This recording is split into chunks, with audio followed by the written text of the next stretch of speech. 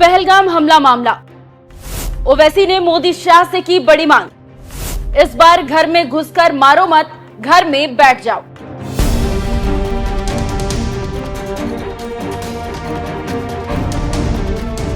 नमस्कार, news express देख रहे हैं आप। आपके साथ मैं हूं खुशबू राय।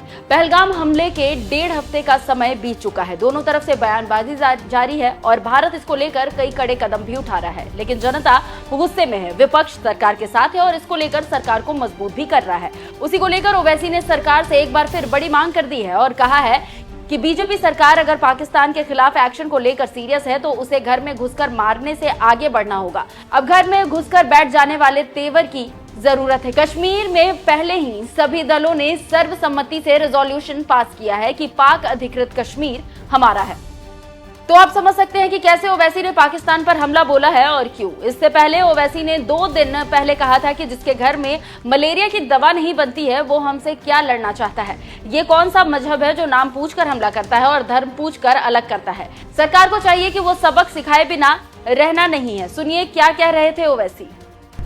पाकिस्तान में ये मौजूद है, ये टेररिस्ट, उनको वहीं से सपोर्ट किया जाता, उनको तैयार किया था, फाइनेंस किया जाता और अनफॉर्चुनेटली वो बॉर्डर क्रॉस करके आए, पहलगाम तक आ गए। तो और चाहे 26/11 का हो, पाकिस्तान से आए थे, उस वक्त भी वो लोग डिनाई किए, पहले हम नहीं किए।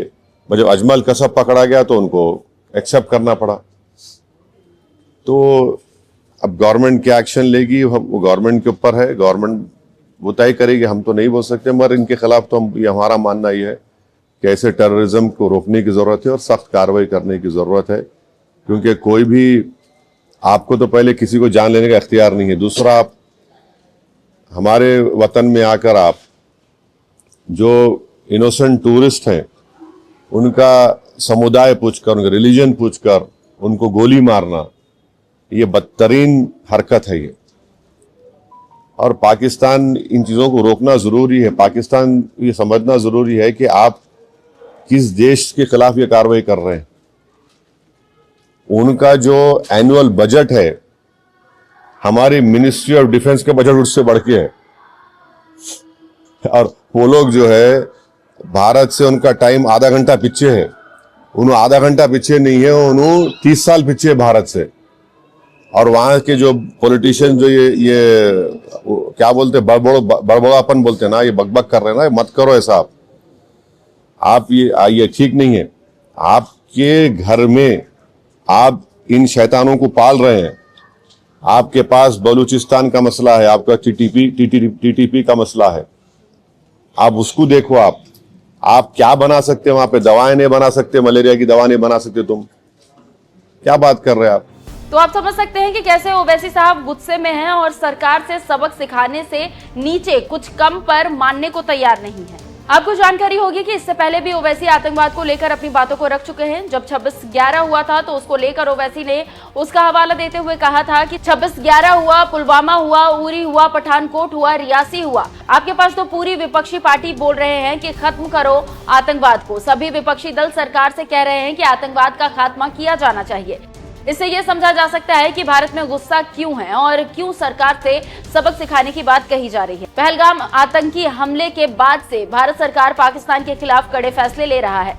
सरकार ने बुधवार को पाकिस्तानी विमानों के लिए एयर स्पेस भी बंद कर दिया है। इसके साथ ही साथ पिछले 9 दिनों में भारत ने जमीन, पानी और हवा हर मोर्चे पर पाकिस्तान को पटखनी दी है।